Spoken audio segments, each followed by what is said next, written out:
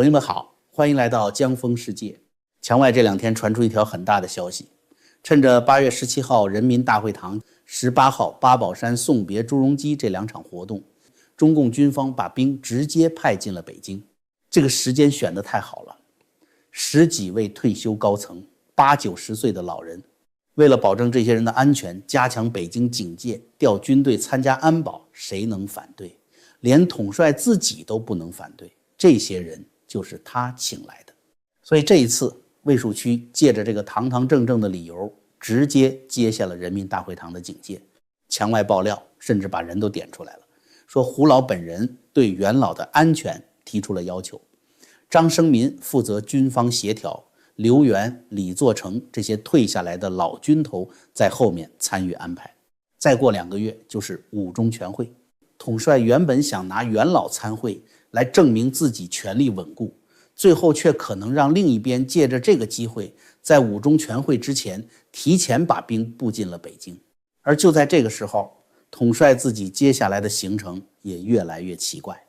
川普当初邀请的是统帅夫妇，可彭丽媛到底去不去，到今天也没有一个明确答案。而更加让统帅担心的是10月份的5中全会，因为按照墙外最近这套爆料，那场会上还藏着一张最极端的牌，总书记和军委主席，他可能都坐不住了。真走到这一步，就不用等2027年了，可能从今年10月就开始收场。还有消息说，如果发生冲突，后面甚至可能直接转入齐奥塞斯库式结局。按照这个爆料的说法，人民大会堂在开会之前，军方就提前进去清场布防。开会当天，还有大批首都地区的现役军人进入会场和外围警戒。这里得交代一个背景，按红墙里几十年的老规矩，最高领导人的贴身安全、中南海和这种重大活动的核心警卫归中央警卫局管。这支力量历来攥在最高领导人手里，也是统帅攥得最紧的一块。可是按爆料的说法，这2天情况变了。大会开着的时候，会场的警戒连中央警卫局手里那部分控制权都被军方一并接了过去。这些兵保护的是谁？保护的是台下那一排元老。而整个会场里真正需要防着的人，恰恰就是站在台上讲话的统帅。一个人在台上讲了将近50分钟，他为什么要把规格拉得这么高？你看官方通稿就知道了。2024年纪念邓小平诞辰120周年，同样是在人民大会堂开座谈会，新华社点到的主要就是现任领导人，退休常委并没有一个一个往上报名字。可是这一次13位退休高层，新华社一个一个把名字写了出来。因为统帅需要这张照片，北戴河刚过去，5中全会就在眼前，外面天天传他失势，元老逼宫，军队不听招呼。这个时候对他最有用的一张照片是什么？就是人民大会堂里各路退休老人全部坐在下面，他一个人站在正中央讲话。你看人都来了，什么反对力量，什么元老翻脸，大家不还是坐在一起开会吗？可问题是，来的这些元老里面，连曾庆红都不完全站在他这一边。大家想的很简单，我们可以来，但是我们必须保证自己能够安安全全的进来，再安安全全的出去。于是老人一来，保护老人的兵也跟着来了。统帅等于亲手送给军方一个再漂亮不过的理由。5中全会之前，先把一部分兵堂堂正正派进北京，而且直接进入人民大会堂的安保体系。再说胡锦涛为什么那一天没有来？墙外爆料给出的说法很直接，胡锦涛不是不能来，是他自己不愿意来。他如果本人坐在台上，第2天所有宣传都可以被解释成一句话，连胡锦涛都来了，党内还有什么不同意见？那就等于胡锦涛亲自替统帅站台。可他不进场，不等于他不管这个场。按照爆料的说法，元老的安全要求就是胡锦涛提出来的，门口那一圈警戒也是按照这套要求布下去的。这场会就是按他的安全条件来开的。再看为什么这一次退休老人来了这么多，李兰清90多岁了也来了，迟浩田这么大年纪也出现在会场。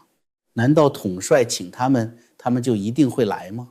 当然不是，他们愿意来是因为这一次进人民大会堂和20大那次已经不是一回事了。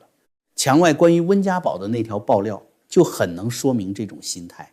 消息说温家宝原来不想去，后来汪洋专门劝他，理由很实际，你不去，统帅这边可以说你不讲团结，你去了，外面那些温家宝全家被抓，温家宝已经失去自由的传言当场就破了。最后汪洋还专门赶回来和俞正声一起陪着温家宝进场，所以大家不是高高兴兴来给统帅捧场，每个人都在算自己的账。去有去的理由，不去也有不去的理由，但这些老人最后愿意踏进那扇门，有一个最基本的前提，这一次外面有兵，而且这些兵是来保护他们的，这才解释得通为什么这么多平时根本不露面的老人敢在同一天集中坐进人民大会堂。统帅需要他们来证明自己还有权威。元老也利用这场会告诉统帅另外一件事，我们可以坐在这里，但是得按我们的安全条件来。于是双方各取所需，统帅拿到了照片，元老拿到了警戒，军方拿到了一个堂堂正正把兵派进北京进入人民大会堂安保体系的理由。表面上大家坐在一起一团和气，可桌子底下这一仗已经打起来了。朋友们，听到这里你也看明白了，这盘棋从8月布防要一直熬到10月开牌，拼到最后，拼的就是谁的精力熬得住。官场的局讲兵贵神速，养身子恰恰反过来，快不得，得拿时间慢慢熬。说到这里，我想向各位老朋友推荐我信任的养生好伙伴普瑞堂黑参，它采用9蒸9晒的传统工艺，前后大半年是拿时间一道一道熬出来的，品质醇厚，温补不上火，对日常补气提振精力非常有帮助。平时切一小片含着，或者泡水煮茶，口感回甘，一根能吃上1个礼拜。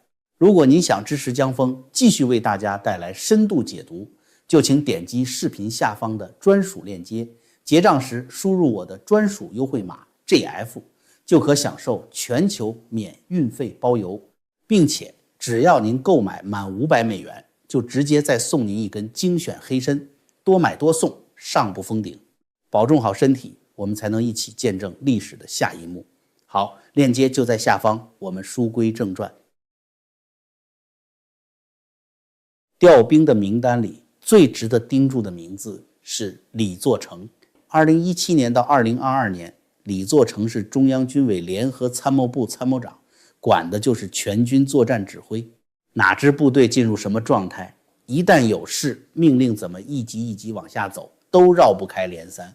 他离开这个位置才几年，整套指挥系统怎么运转，哪些关系能接得上，他太熟了。这才是爆料里面胡锦涛为什么会点李作成的关键。再看李作成是怎么走上来的。1979年对越作战，他是前线连长，是真正从战场上打出来的战斗英雄，后来沉寂了很多年。到了2008年，胡锦涛任内，他出任成都军区副司令员，重新进入上升通道。军改以后，新成立陆军领导机构，李作成又成了第1任陆军司令员。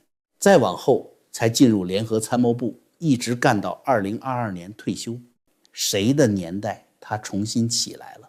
这笔账李作成自己不会不知道。他在国际上什么分量？2020年底到2021年初，中美关系最紧张，双方最担心擦枪走火的时候，美军参联会主席米利2次直接跟李作成通电话。到了2022年，两个人又公开进行视频通话，谈的还是危机沟通和降低战略风险。因为解放军到底会不会动，部队处在什么状态，能够代表整个作战指挥系统说话的人就是联参参谋长。所以按照这次爆料，真正安排北京这盘棋需要的也正是这种人。北京这座城的安全力量实际上分好几层，最里面是中南海和最高层身边的警卫系统，再往外是北京本身的卫戍和警戒力量，人民大会堂、重要交通节点、重大活动现场都属于这一层，再外面才是北京周边能够迅速进入首都地区的部队。1976年抓四人帮，主要靠的是最里面那层力量。可是如果最高层真的发生冲突，最难的从来不是简单的把人调过来，而是里面、中间、外面这几套力量，谁听谁的，谁跟谁能够接上。能把这几层关系真正排到一起的人，全中国都找不出几个。而墙外这次爆料说，统帅现在真正还能直接影响的，主要就是中南海警卫系统和北京城里的一部分力量。8月17号、18号这2天又往前走了一步，连人民大会堂里面和外围的警戒都必须重新跟军方协调。所以再回头看8月17号那天，墙外爆料给出的分工就很有意思。李作成和刘源在外面负责军方这一头的安排。刘源是刘少奇的儿子，退役上将，退休元老这一边他说得上话，军队里面那一批老人他也熟。再往上才是胡锦涛、范长龙当天人在会场里面，张生民负责公开层面的协调。这样一来，里面有人，外面有人，上面还有人。而这还不是北京第一次出现这种打法。按照墙外流传的说法，3中全会期间统帅突然出事以后，张又侠一方迅速控制军委局面。当时甚至有人提出过一个更激烈的方案，直接把外围力量调进北京，几个小时之内控制局势。胡锦涛没有同意，原因很简单，如果大批外围部队在没有公开理由的情况下直接进入北京，那性质马上就变了。局面一旦失控，很容易从内部权力斗争变成公开冲突。所以真正重要的问题是用什么理由让兵堂堂正正的进北京。这个理由去年就出现过一次，2025年的93阅兵。按照墙外当时的说法，从7月份开始，北京陆续出现军车和重型车辆进入城区的消息。到了8月份，驻保定方向的第82集团军借着阅兵准备进入北京，随后北京、北戴河一带的警戒力量都明显加强。阅兵结束以后，其中一部分力量也没有马上撤走，一直到10月4中全会结束，政治上的安排基本落定，才陆续撤回。这套打法其实就一句话：兵先到位，票才开箱。去年如此，今年又来了。5中全会首先绕不过去的就是过去几年中央和军委到底出了多少事儿，军方这么多位置空下来，到底怎么处理？而5中全会处理人事分量有多重，统帅本人比谁都清楚。2010年17届5中全会，他本人就是在那次会上被增补为中央军委副主席。16年前那场5中全会给统帅递了一把梯子，16年以后又一场5中全会摆在眼前。这一次习近平的中央军委主席的位子会不会被拿掉？更值得盯的是张又侠和刘振立，两个人已经官宣立案7个月，可全国人大今年连续开会处理了一批又一批出事官员的代表资格，到现在张又侠、刘振立这一层仍然没有完全走完。军队的立场已经非常明显了，这两个人就是不放，如果放了就等于站在习近平一边了。接着就是中央委员和候补中央委员，墙外已经传出一个数字，这次可能涉及15到18名中央委员、候补委员的调整。在协调机构下令让中纪委大量清洗习派官员的背景下，最后递补进去的还会是支持统帅的官员吗？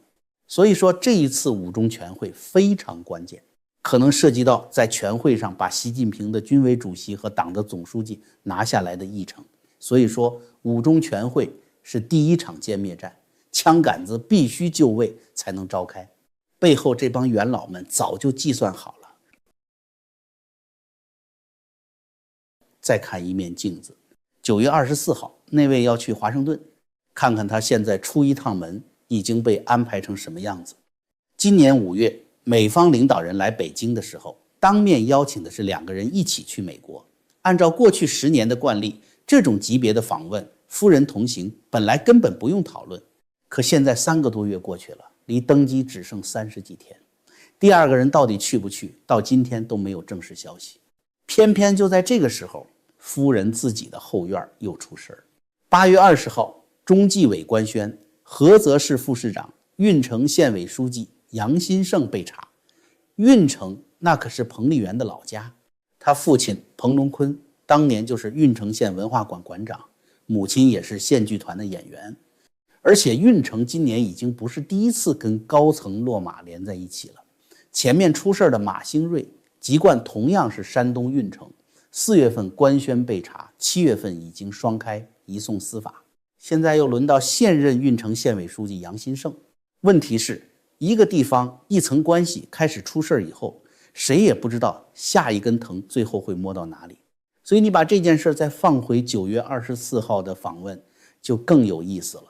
美方请的是2个人，现在只剩30几天，夫人去不去始终不官宣。偏偏他自己的老家这个时候又有人被拿下，那外面当然会想到一个问题，是不是有人根本就不想让他去？再看他这趟美国行，偏偏赶上联合国大会，他却不去纽约。今年第81届联合国大会的一般性辩论9月22号开始，9月24号他人在华盛顿的时候，纽约那边正是全世界各国元首总理最集中的几天。对一个正准备回国开5中全会的人来说，这简直就是送到手边的一张牌。华盛顿的事情办完，飞纽约也就是一下子的事。到了联合国，往台上一站，讲20分钟，下面坐着100多个国家的代表，全世界媒体全部对着你。第二天国内官媒铺天盖地一宣传，你看全世界还在听我讲话，中国还是我代表，外面那些说我失势的全是胡说八道。然后带着这一整套画面回北京，正好1个月以后开5中全会，这就是筹码，而且是5中全会之前最好拿、效果最大的一张国际筹码。按照那位过去这些年的性格，他会不想去吗？这种全世界都看着自己一个人站在台中央讲话的场合，他太喜欢了。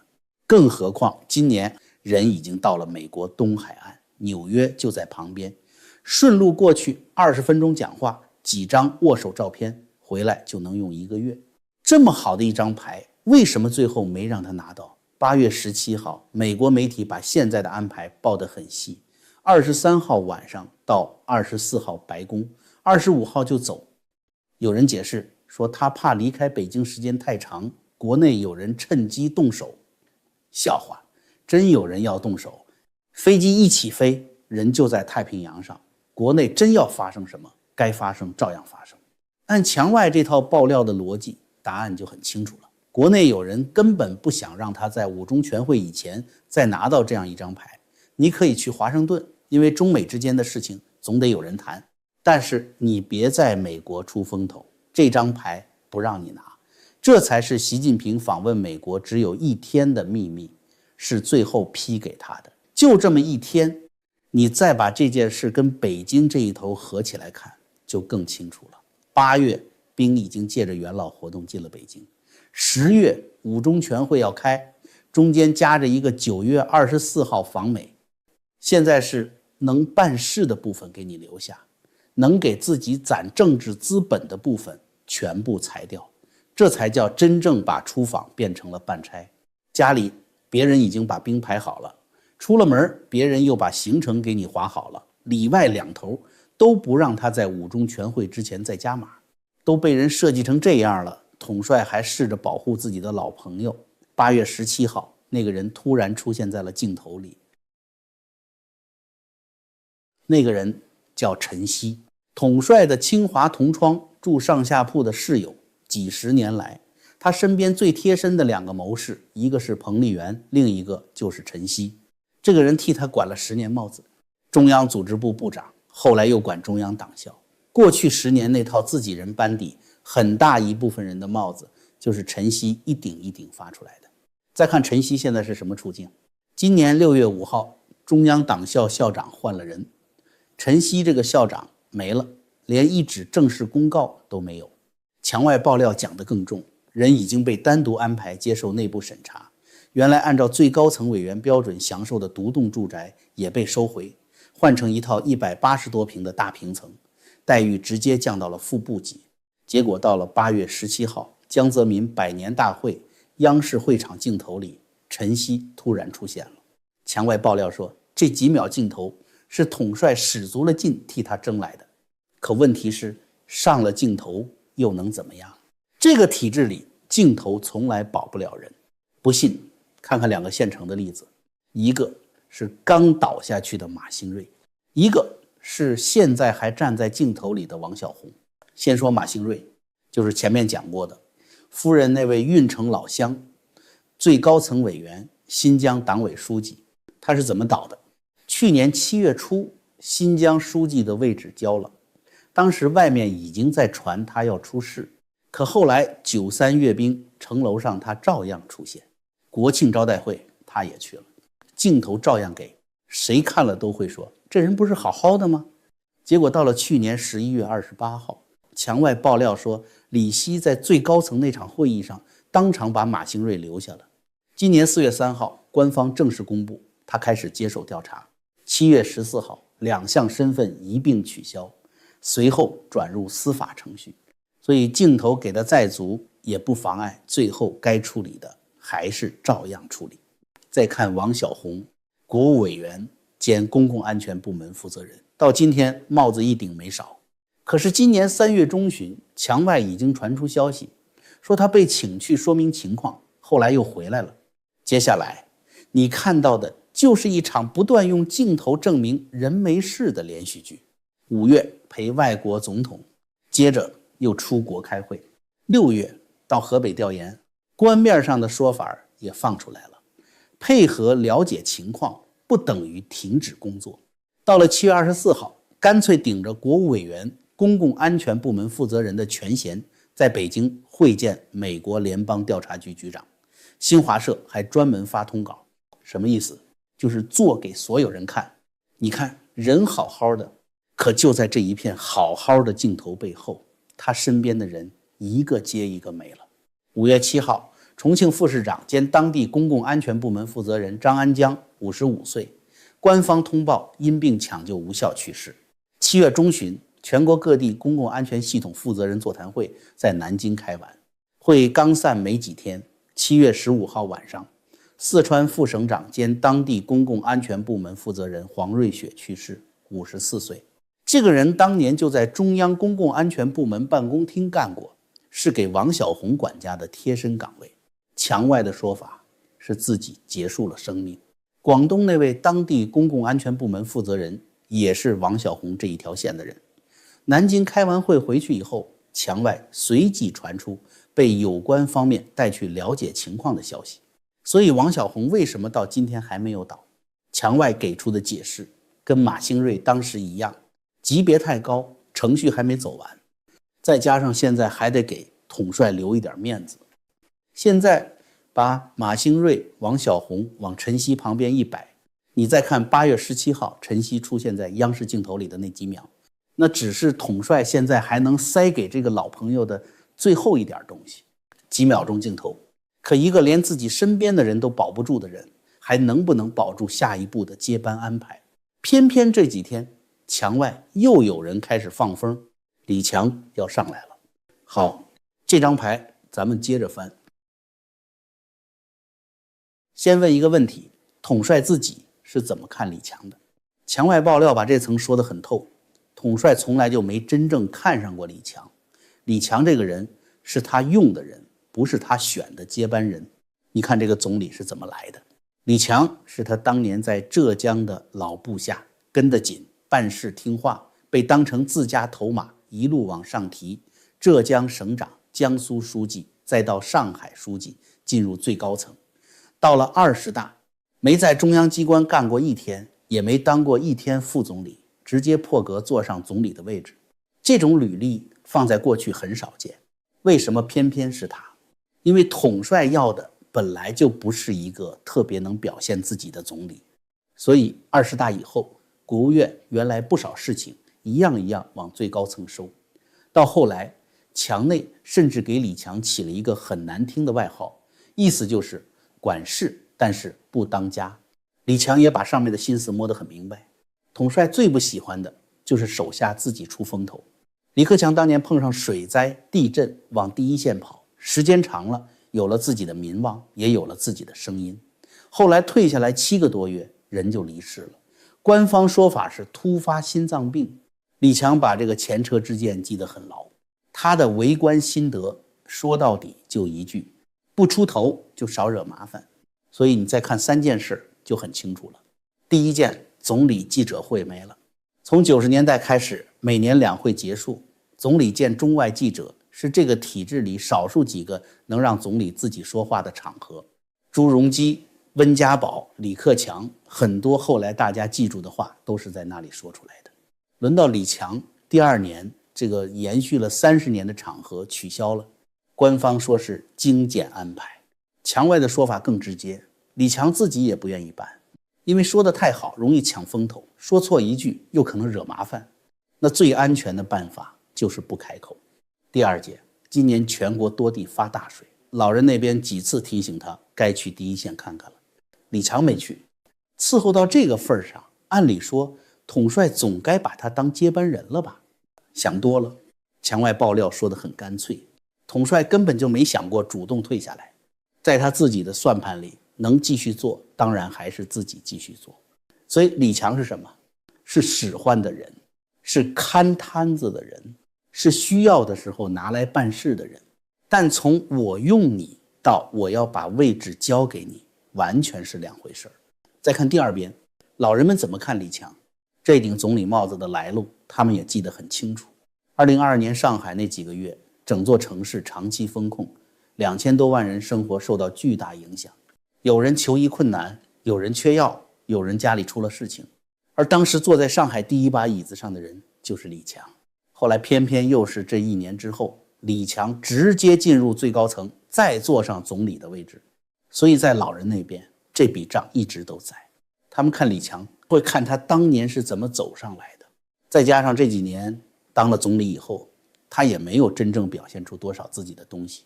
所以墙外对老人们的判断很直接，李强在他们那里不是什么真正的接班人选，最多就是一个暂时还能用的人。至于以后怎么安排，到时候再说。最后才轮到李强自己怎么看自己。这几天墙外突然冒出一股风，李强要上来了，李强可能接班。可你去追一下这股风是从哪里出来的，就会发现很有意思。墙外一直有人把那条消息渠道看成跟李强自己这一边关系比较近，这就很好理解了。这股李强接班的风，与其说是行情，不如说是求生。原来的老板没有说要把位置交给他，老人那边也没有把他当成真正的下一代人选。眼看天气要变，李强只能自己先把自己的名字往桌面上摆。所以10月那张桌上，李强最后坐在哪里，根本不是李强自己说了算。墙外爆料还描过一笔今年最高层开会的画面，正好可以给这个人收个尾。会是蔡奇主持的，讲话的是统帅，李强呢坐在旁边笑。堂堂国务院总理，在这个体制变化最大的1年里，留给外界最清楚的表情就是这张陪笑的脸。官场里这样的人最会看的就是风向。那我们要判断现在的风到底往哪里吹，最好的办法也不是听李强自己说什么，看风向标。而这个体制里最灵的一根风向标最近动了，连胡锡进都开始说少折腾，讲实际，先把日子过好。而所有这些风最后都要吹向同一个时间点，10月。因为现在最大的问题是，已经没有任何一种统帅退场的办法能够让所有人同时安心，让他走华国锋模式，保留体面，慢慢把权交出来。军中这一关首先就过不去。张幼霞、刘振立这2笔账怎么翻？他们如果最后还是有罪，那军方前面这一轮到底算什么？可他们如果要翻案，那是谁办错了这个案子？责任最后落到哪里？这笔账不可能拿几个下面的人出来顶一顶就算过去了。可反过来，如果真的把统帅周围这一整套班底当成一个政治集团来处理，那震动又太大。这也就是为什么墙外最近连宋平、朱镕基这些老人的离世都开始往按需操作上面解释。那你就知道牌桌上的人现在想象的失败结局有多严重，是失去自由，是被长期看管。再往极端走，墙外甚至有人直接放话，统帅如果到了这个时候还敢对元老下手，那就别谈什么华国锋模式了，直接开启齐奥塞斯库模式。所以五中全会确实存在最极端的方案，直接动统帅本人、总书记拿下来，军委主席也拿下来。